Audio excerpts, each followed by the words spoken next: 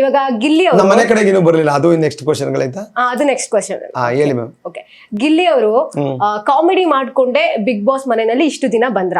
Comedy ಮಾಡ್ಕೊಂಡಿದ್ದಕ್ಕೆ ಅವ್ರು big boss ಮನೆ ಗಂಟ ಬಂದಿದ್ದು ಅಲ್ಲ, ಬಿಗ್ ಬಾಸ್ ಮನೆಯಲ್ಲಿ ಕಾಮಿಡಿ ಸಕ್ಕತ್ತಾಗಿ ಮಾಡ್ತಾರೆ ಅನ್ನೋದಕ್ಕೆ ಅವ್ರು ಬಿಗ್ ಬಾಸ್ ಮನೆ ಗಂಟ ಬಂದಿದ್ದು. ಅಂದ್ಮೇಲೆ ಬಿಗ್ ಬಾಸ್ ನಾನು ಒಪ್ಕೋತೀನಿ. ಬಿಗ್ ಬಾಸ್ ಮನೆ ಒಳಗಡೆ ಈಗ ಬಿಗ್ ಬಾಸ್ ಅಂತಂದ್ರೆ ಅದೊಂದು ಮೆಂಟಲ್ ಗೇಮ್. ಬರೀ ಕಾಮಿಡಿ ಮಾಡ್ಕೊಂಡೆ ಬಿಗ್ ಬಾಸ್ ಅಲ್ಲಿ ಇರಕ್ ಆಗಲ್ಲ. ಈಗ ಟಾಸ್ಕ್ ಅಂದ್ರೆ ಟಾಸ್ಕ್ ಆಡ್ಬೇಕು, ಬಿಗ್ ಬಾಸ್ ಏನೇ ಒಂದು ಗೇಮ್ಸ್ ಕೊಟ್ರು ಅದನ್ನು ಆಡ್ಬೇಕು, ಕ್ಲೆವರ್ ಆಗಿ ಎಲ್ಲದೂ ಆಕ್ಟಿವ್ ಆಗಿ ಬಿಗ್ ಬಾಸ್ ಮನೇಲಿ ಇರ್ಬೇಕು. ಬರೀ ಒಂದು ಕಾಮಿಡಿ ಮಾಡ್ಕೊಂಡಿದ್ರೆ ಸರ್ವೈವ್ ಆಗ ಕಷ್ಟ ಆಗುತ್ತೆ. ಈಗ ಆಚೆಯಿಂದ ನೀವು ತುಂಬಾ ನೋಡಿರ ನಂಗಿಂತ. ಈಗ ಗಿಲ್ಲಿ ಅವ್ರು ಹೆಂಗ್ ಸರ್ವೈವ್ ಆಗ್ತಿದ್ದಾರೆ ನಿಮ್ ಪ್ರಕಾರ? ಅದನ್ನ ನಾನು ಹೇಳಂಗಿಲ್ಲ. ಈಗ ಸಕ್ಕತ್ತಾಗಿ ಸರ್ವೈವ್ ಆಗ್ತದೆ. ನೀವ್ ಹೇಳಿದ್ರೆ ಗಿಲ್ಲಿಗೆ ಸಖತ್ ಫಾಲೋಯಿಂಗ್ ಇದೆ ಅಂತ, ಯಾವ ವಿಚಾರಕ್ಕೆ? ಅವರ ಮಾತಿನ ಶೈಲಿಗೆ. ಮತ್ ಸಾಕಷ್ಟೇ ಸರ್ವೈವ್, ಅಷ್ಟೊಂದು ಸರ್ವೈವ್. ಈಗ ನಿಮ್ಗೆ ಡೈಲಿ 3 ಟೈಮ್ ಊಟ ಇದ್ರೆ ಸೂಪರ್ ಆಗಿ ಸರ್ವೈವ್ ಆಗ್ತಾ ಇದೀರಾ ಅಲ್ವಾ? 8 ಟೈಮ್ ಊಟ ಮಾಡೋದ್ರ ಬಗ್ಗೆ ಯಾಕೆ ಯೋಚನೆ ಮಾಡ್ತೀರಾ? ಕಂಫರ್ಟೇಬಲ್ ಆಗಿ 3 ಟೈಮ್ ಊಟ ಮಾಡಿ. ಗಿಲ್ಲಿ ಮಾಡ್ತಿದ್ದಾರೆ ಟಾಸ್ಕ್. ಇವಾಗ ನೀವ್ ಹೇಳಿದ್ರ 3 ಟೈಮ್ ಊಟ ಸಾಕು ಅಂತ. ಟಾಸ್ಕ್ 4ನೇ ಟೈಮ್ ಊಟ ಬೇಡ ಬಿಡಿ. 4ನೇ ಟೈಮ್ ಊಟ ಬಿಗ್ ಬಾಸ್ ಅಲ್ಲಿ ಇವಾಗ ಚೆನ್ನಾಗಿ ಹೋಗ್ತಿದ್ದಿಲ್ಲ ಟಾಸ್ಕ್ ಮಾಡ್ದೇನು?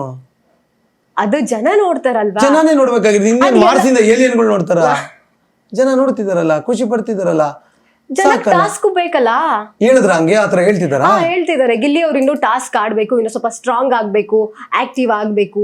ಬಟ್ ಈಗ ಗಿಲ್ಲಿ ಟಾಪ್ ಅಲ್ಲಿ ಇದಾರಲ್ವಾ ಇಷ್ಟ ಮಾಡಿರೋದ್ರಲ್ಲೇ? ಟಾಪ್ ಅಲ್ಲಿ ಇದಾರೆ. ಇನ್ನೂ ಒಂದ್ ಸ್ವಲ್ಪ ಏನೋ ಒಂದು ಬೇಕಾಗುತ್ತಲ್ಲ. ಬರೀ ಮಾತಾಡ್ಕೊಂಡೇ ಕಷ್ಟ ಆಗುತ್ತೆ. ಎಲ್ರು ಮಾತಾಡ್ಕೊಂಡೇ ಇದ್ರೆ ಟಾಸ್ಕ್ ಯಾರು ಆಡ್ತಾರೆ? ಅದಕ್ಕಿಂತ ಬೇರೆಯವ್ರು ಅವರಲ್ಲ ಮಾತಾಡ್ತಿರೋರು. ಕೆಲವು ಮಾತಾಡಕ್ ಬರ್ದಿರೋರು, ತುಂಬಾ ಮಾತಾಡಕ್ ಬರ್ದಿರೋ ಧನುಷ್ ಚೆನ್ನಾಗಿ ಟಾಸ್ಕ್ ಆಡ್ತಾರೆ, ತುಂಬಾ ಮಾತಾಡಕ್ ಬರ್ದಿರೋ ಸೂರಜ್ ಚೆನ್ನಾಗಿ ಟಾಸ್ಕ್ ಆಡ್ತಾರೆ, ತುಂಬಾ ಮಾತಾಡ್ದಿರಕ್ ಬರೋ ರಘು ಟಾಸ್ಕ್ ಆಡ್ತಾರೆ. ಅವ್ರು ಟಾಸ್ಕ್ ಆಡ್ಲಿ, ಇವ್ರು ಮಾತಾಡ್ಲಿ, ಎಲ್ಲ ಫ್ಲೇವರ್ ಸಿಗ್ತಲ್ಲ. ನಿಮ್ ಪ್ರಕಾರ ಎಲ್ರು ಟಾಸ್ಕ್ ಆಡೋದ್ ಬೇಡ, ಯಾರ್ಯಾರಿಗೆ ಅಲ್ಲ. ನನ್ ನೀವೇ ಹೇಳಿದ್ದು ಗಿಲ್ಲಿ ರಕ್ಷಿತ್ ಅವ್ರದ್ದು ಸಖತ್ತಾಗಿದೆ ಅಂತ. ಮತ್ತೆ ಸಖತ್ತಾಗಿದ್ಮೇಲೆ ಇನ್ನೇನ್ ತಲೆ ಕೆಡಿಸ್ಕೋಬೇಕು ಅಂತ ನಾನು ಹೇಳ್ದೆ. ನಾವು ರಾತ್ರಿಗೆ ಊಟಕ್ಕೆ ದುಡ್ಡಿಲ್ಲ ಅಂದ್ರೆ ದುಡ್ಡು ಹಂಚ್ಕೋಬೇಕು. ಇನ್ನು 15 ದಿನಕ್ಕೆ ಆಗೋಷ್ಟು ದುಡ್ಡಿದೆ ಅಂದ್ರೆ ದುಡ್ಡು ಹಂಚಕ್ಕೆ ಹಾಕೋಬೇಕು. ಆರಾಮಾಗಿದೀವಲ್ಲ, ಆರಾಮಾಗಿ ಅದನ್ನ ಕಲ್ತ್ ಬಿಡೋದು ದುಡ್ಡನ್ನ. ಸಾಕಲ್ಲ ಮ್ಯಾಮ್. ಈಗ ನೀವು ಚೆನ್ನಾಗಿ ಹೋಗ್ತಿದ್ಯಲ್ಲ, ಮತ್ತೆ ಯಾಕೆ ಅವ್ರು ಹುಳ ಬಿಟ್ಕೋಬೇಕು? ಒಂದ್ ಕಂಫರ್ಟೇಬಲ್ ಕೆಲ್ಸದಲ್ಲಿ ಇದೀವಿ ನಾವು. 2 ಲಕ್ಷ ಸಂಬಳ ಬರ್ತಿದೆ, ಸಾಕು ಅಂತ ಅನ್ನೋಷ್ಟಿದೆ. ಸಾಕು 2 ಲಕ್ಷ ಸಂಬಳ. ರಿಸ್ಕ್ ತಗೊಂಡು 5 ಲಕ್ಷ ಸಂಬಳ ಬೇಡ ಬೇಡ ಬೇಡ. ಓಕೆ, ಇವಾಗ ಏನ್ ಆಡ್ತಿದ್ದಾರೆ ಅದೇ ಚೆನ್ನಾಗಿದೆ ಅವರಿಗೆ. ನೀವೆಲ್ಲರೂ ಚೆನ್ನಾಗಿದೆ ಚೆನ್ನಾಗಿದೆ ಅಲ್ವಾ?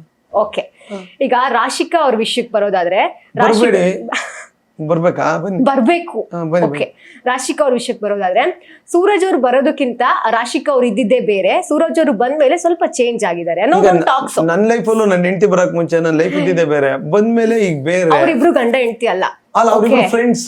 ಫ್ರೆಂಡ್ಶಿಪ್ ಆದ್ಮೇಲೆ ಚೂರು ಬದಲಾಗಿರ್ಬೋದೇನೋ. ಈಗ ನೀವು ಬರಕ್ ಮುಂಚೆ ಆರಾಮಾಗಿದ್ದೆ, ಈಗ ನೋಡಿ ನೀವು ಬಂದ್ಮೇಲೆ ಒಂದ್ ಸ್ವಲ್ಪ ಬೆವರ್ತಾ ಇದೀನಿ, ಹಂಗಾಗುತ್ತೆ ಅನ್ಸುತ್ತೆ. ಇದೆಲ್ಲ ಕಟ್ಟು. ಏನು ಹೇಳಲ್ಲ.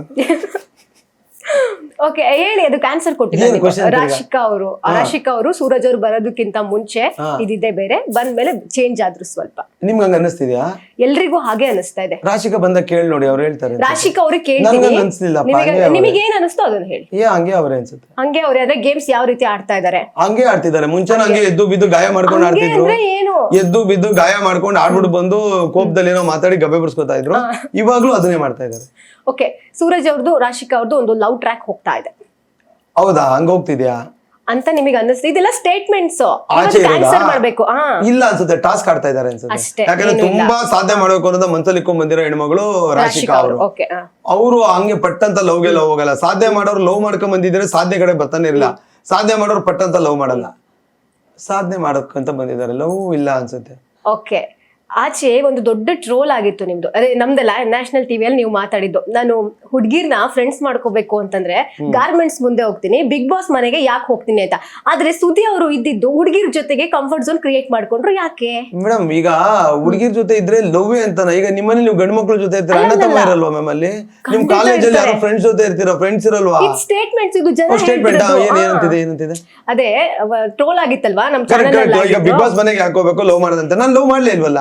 ಅಲ್ಲ, ಕಂಫರ್ಟ್ ಝೋನ್ ಅನ್ನು ಹೆಣ್ಮಕ್ಳು ಜೊತೆನೆ ಕ್ರಿಯೇಟ್ ಮಾಡ್ಕೊಂಡ್ರಲ್ಲ, ಯಾಕೆ? ಇದ್ದಿದ್ದೆ ಒಂದಷ್ಟೇ ಜನ ಮೇಡಮ್. ನಾನು ಸತೀಶ್ ಅಣ್ಣನ ಜೊತೆ ಕಂಫರ್ಟೇಬಲ್ ಆಗಿದ್ದೆ, ಚಂದ್ರನ ಜೊತೆ ಸಖತ್ತಾಗಿದ್ದೆ, ಅಮಿತ್ ಜೊತೆ ಸೂಪರ್ ಆಗಿದ್ದೆ. ಎಲ್ಲರೂ ಕರ್ಕೊಬಿಟ್ರಲ್ಲ ನೀವ್ ಆಚೆಗೆ. ಅದಕ್ಕೆ ಅಲ್ಲಿ ಅದ್ ಬಿಟ್ರೆ ಇವ್ರಿಬ್ರ ಜೊತೆ ಮಾತಾಡ್ಕೊಂಡಿದ್ದೆ. ಸೊ ಇಲ್ಲಿ 20% ಕಾಲ ಕಳೀತಿದೆ, ಈ ಗಂಡ್ ಮಕ್ಳ ಜೊತೆ 80 ಕಳೀತಿದೆ. 80 ಆಚೆ ಹೊಟ್ಟೋಯ್ತಲ್ಲ, ಮೋಸ್ಟ್ಲಿ ಈ ಕಡೆ ಜಾಸ್ತಿ ಕಾಣಿಸ್ತು ಅನ್ಸುತ್ತೆ. ಅಟ್ಲೀಸ್ಟ್ ಅವ್ರ ಜೊತೆ ಇದ್ದೆ. ಅದು ಬಿಟ್ಟು ಈ ಇನ್ನೂ ಚಿಕ್ಕ ಹೆಣ್ಮಕ್ಳ ಜೊತೆ ಇವ್ನ್ ಏನ್ ಬಂದೈತೆ ಗುರು, ಚಿಕ್ಕ ಹುಡುಗಿರ ಜೊತೆ ಹಿಂಗ ಆಡ್ತಾವನೆ ಅಂತಾನೆ ನೀವೇ ಪ್ರಶ್ನೆ ಕೇಳ್ತಾ ಇದ್ರಿ. ಅಟ್ಲೀಸ್ಟ್ ಇದಾದ್ರು ಅವ್ರ ಅಣ್ಣ ಅಂತೆಲ್ಲ ಮಾತಾಡಿಸ್ತಿದ್ರು. ಹಂಗಾದ್ರು ಒಂಚೂರು ಬೇರೆ ತರ ಇದೆ. ಈಗ ನೀವೇ ಕೇಳ್ತೀರಿ ಏನ್ ಸಾರ್ ಅಲ್ಲಿ ಬಂದಿರೋ ಹೀರೋಯಿನ್ಗಳ ಜೊತೆ ಎಲ್ಲ ನೀವು ಆಟ ಆಡ್ಕೊಂಡು ಹಂಗೆ ಟೈಮ್ ವೇಸ್ಟ್ ಮಾಡೋದು ಅಂತ ಕೇಳ್ಬಿಡ್ತಿದ್ರಿ, ಅದಕ್ಕಿಂತ ಇದು ಬೆಟರ್ ಅಲ್ವಾ? ಇದು ನಿಮ್ ವೈಫೇ ಹೇಳಿದ್ದಾರೆ, ಅಶ್ವಿನಿ ಅವ್ರ ಜೊತೆಗೆ ಜಾನ್ವಿ ಅವ್ರ ಜೊತೆಗೆ ಸ್ವಲ್ಪ ಇರ್ಬಾರ್ದಿತ್ತು ಅವರು ಅನ್ನೋದನ್ನ ಅವರೇ ಕರೆಕ್ಟ್. ಹೇಳಿದ್ದಾರೆ. ನಂಗೂ ಆಚೆ ಬಂದ್ಮೇಲೆ ಅದು ಗೊತ್ತಾಯ್ತು. ಸಾರಿ ಕಣಿಮಾ ಅಂತ ಹೇಳಿದೆ.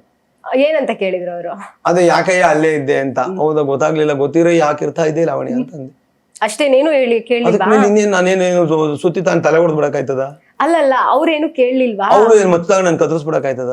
ಒಬ್ಬೊಬ್ರು ಇರ್ತಾರ ಹಾಗೆ. ನನ್ನ ಹೆಂಡತಿ ಹಂಗಲ್ಲ, ಒಳ್ಳೆ ಓಕೆ, ಒಳ್ಳೆ.